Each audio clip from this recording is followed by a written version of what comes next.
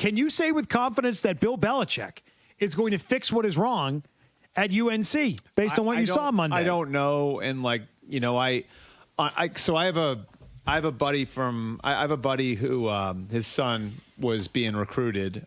He's not from the area; he's from another part of the country. But son was being recruited by Bill and his staff. And so in the spring, he asked me like, "What's going on there?" So I dug around a little bit, and it's just like I think they were still getting their ducks in a row as far as how all this stuff works. And it was like right around then that their best players, this kid Bo Atkinson, right?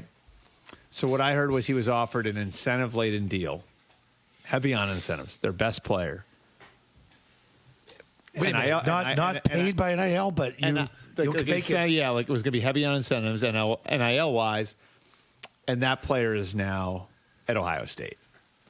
Huh. So, I mean, we'll just pay you.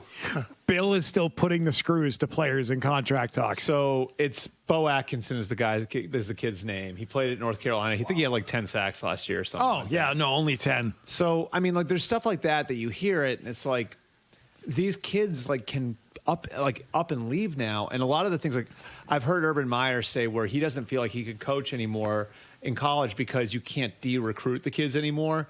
Like, in other words, like, you know what de-recruiting means? Like, so when you de-recruit a kid, you obviously got to kiss his ass and tell him how great he is to get him in.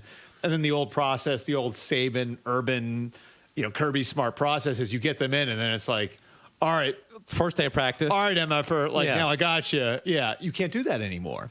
So there's a different way that they've got to approach these kids now because of the danger of losing them, And, so I wonder about some of those things, the adjustment there.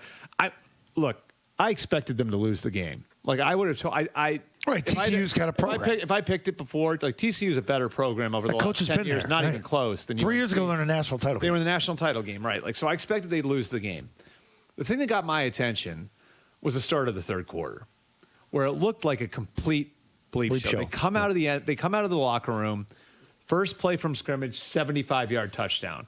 TCU's second possession, they converted a 3rd and 20 with a throw right down the middle of the field. Seen that against Dallas. And then the next play, 28 yards untouched, like an off-tackle run for a touchdown.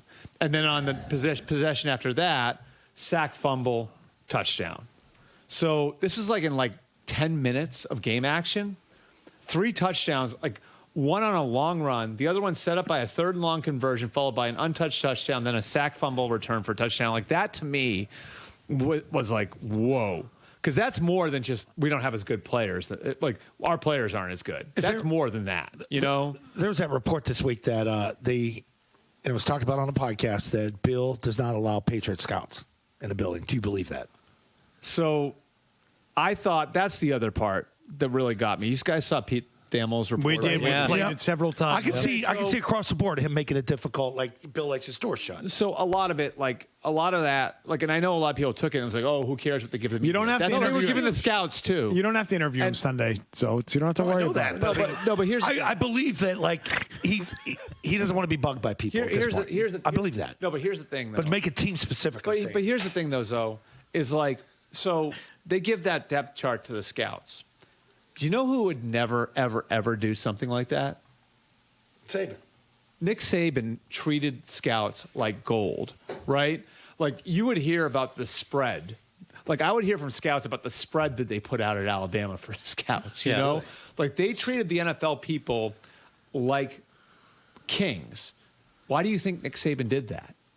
Because every one of the kids that I'm coaching, his goal is to get there. Yeah. Right.